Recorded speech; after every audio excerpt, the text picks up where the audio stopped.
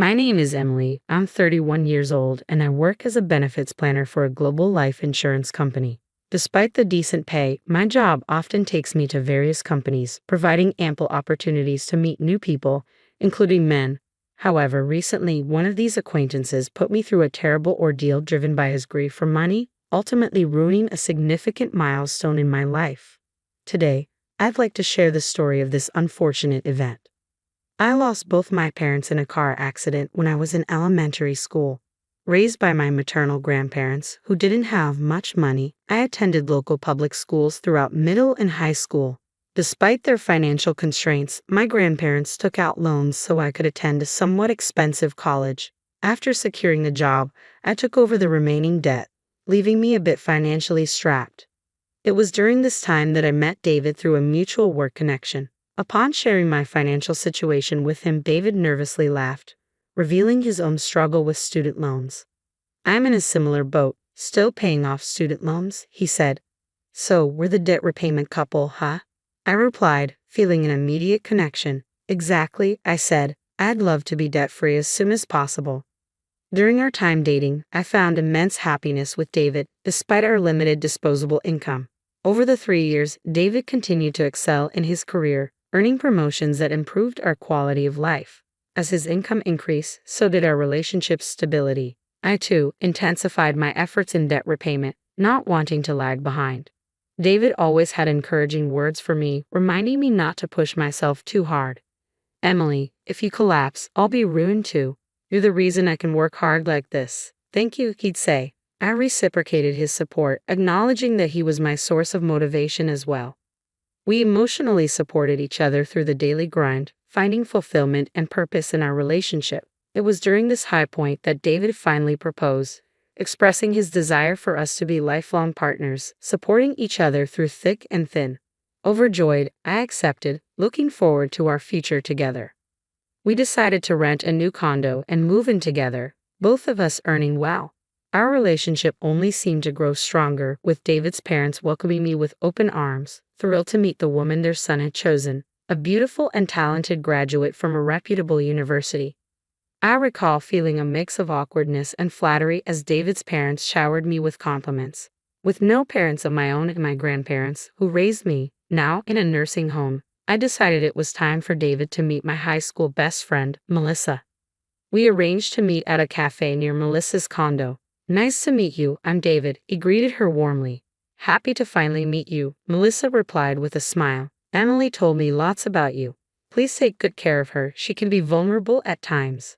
Though Melissa and I were the same age, she exuded stability and reliability. I had always looked up to her as a big sister figure, leaning on her for support when needed. A few months after this initial meeting, Melissa once again proved her unwavering support when a significant turning point came. Introducing David to my best friend went smoothly, and soon after, David and I began diving into wedding planning. However, David's work began demanding more of his time, often intruding on our plans. Even on days we had set aside for dress shopping, urgent calls would disrupt our schedule. "I have to work this weekend. I know it's a big day for us. I'm really sorry," David would apologize. Understanding his commitments, I reassured him, "It's okay. I'll try on the dresses, snap some pictures, and we can pick one later. Thank you for understanding." During this time, David was swamped with work, often having to work weekends and travel for business trips during the week. Left to handle much of the wedding planning on my own, juggling it with my job became exhausting. But despite the challenges, our hard work paid off. The ceremony and reception exceeded our expectations, with heartfelt speeches from Melissa and blessings from my grandparents, who sent their regards through a video message. As we bid farewell to the last of our guests, David and I finally found a moment to relax in the backstage room, basking in the joy of our special day.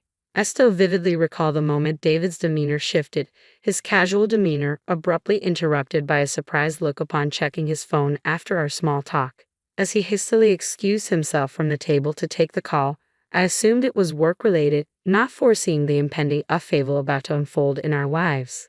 In the backyard of the venue, a steep staircase intended for staff caught my eye as I navigated the space in my gown. Oblivious to the distraction caused by someone calling from across the hallway, I found myself momentarily off guard.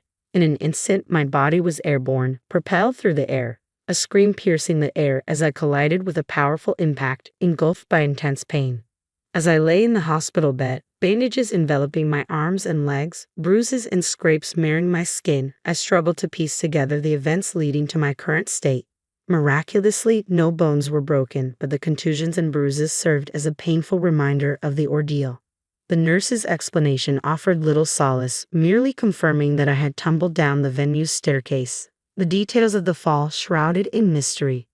Hours later, amidst the confusion and physical discomfort, another unexpected blow struck. David, who had entered my hospital room, delivered a devastating revelation, severing our relationship with callous finality. "You're useless to me now," he declared, thrusting a settlement of $30,000 towards me. Stunned and bewildered, I pleaded for an explanation, only to be met with a cold dismissal. "Just lie down and shut up. You'll only make your injuries worse," he retorted, callously disregarding my turmoil. The crushing realization dawned upon me as he callously confessed to finding another woman, leaving me reeling in disbelief and heartbreak. I'm marrying her." "Sorry, Emily." David's words hit me like a ton of bricks. The disbelief mingled with the sting of betrayal as I struggled to comprehend the gravity of his revelation. "Emily, are you kidding me? We just had our wedding ceremony, and now this." I protested, the weight of his confession crushing my spirit. "But we haven't filed the marriage certificate yet. I was waiting for our anniversary to file the paperwork," I pleaded, clinging to the sliver of hope that remained. As the realization sunk in, I realized it was indeed the right decision to delay filing. David's genuine happiness at the unexpected turn of events betrayed his indifference towards my injuries and suffering. "I'll give you all the wedding gifts as a get-well-soon present. Bye," he nonchalantly declared before leaving, his laughter echoing in the empty room. "Wait, David," I called out, desperation tainting my voice. But he didn't hear, the sound of his departing laughter haunting my thoughts. Tears streamed down my face as I clung to Melissa, pouring out my heartache and despair. "It's been so tough," I sobbed, recounting the ordeal to Melissa. "I'm furious that this happened to you, Emily. Focus on healing for now. I'll look for the culprit," Melissa reassured me, her support a lifeline amidst the chaos. "The culprit." "David," Melissa's words hung heavy in the air, the pieces of the puzzle slowly falling into place. "He was even laughing when I was waiting for you to change so we could leave together. Then ambulances showed up, and it was chaos. They said you'd have fallen down the stairs. That's when I saw it. As they were carrying you, he had this nasty smile on his face," she recounted, a chill running down my spine at the revelation. "Did David push me down the stairs? What could he possibly gain from it?" The questions gnawed at my mind, but I pushed them aside, focusing on healing, as Melissa advised. As my physical wounds began to heal, so did the wounds of my heart, transforming my sorrow into fierce anger. I couldn't rest until the responsible parties were held accountable. A few weeks later, armed with evidence and fueled by the thirst for justice, Melissa and I lured David to a cafe, ready for payback. Determined to seek justice, I confronted David, who appeared noticeably different from the man I once knew. His flamboyant attire and unfamiliar accessories spoke volumes about the changes in him. Despite his seemingly good mood, I couldn't shake off the feeling of unease as he handed me an envelope. "What's this?" I inquired, eyeing the sack of cash within. "It's a get-well gift," he replied casually, his nonchalance grating on my nerves. "Good to see that both your scars and bruising have healed." "How generous of you," I retorted, unable to conceal my sarcasm. "Do tell, what brought this on? Why did you betray Emily?" I demanded, my anger simmering beneath the surface. David's smirk only intensified, sending a shiver down my spine. "Actually," he began, his tone dripping with arrogance, "the woman I've been seeing won $10 million in the lottery." $10 million? I exclaimed, disbelief washing over me. "So what's $10,000 or $20,000 to me now?" he continued, his callousness leaving me speechless. It dawned on me that David had been involved with another woman even before we exchanged vows. She had struck it rich shortly after our wedding ceremony, prompting David to reconsider our marriage in favor of a new life with her. The revelation fueled the flames of revenge within me. "I can't forgive you," I declared, my voice trembling with fury. "I'll report you to the police." "Whoa there," David interjected, his tone suddenly grave. "Don't make it sound like I pushed you. There's no evidence." His words sent a chill down my spine, reminding me of the uphill battle we faced in proving his guilt. True, I conceded, recalling the staff's testimony of my supposed slip and fall. But they only reported what they saw. Melissa had done her own in-depth investigation.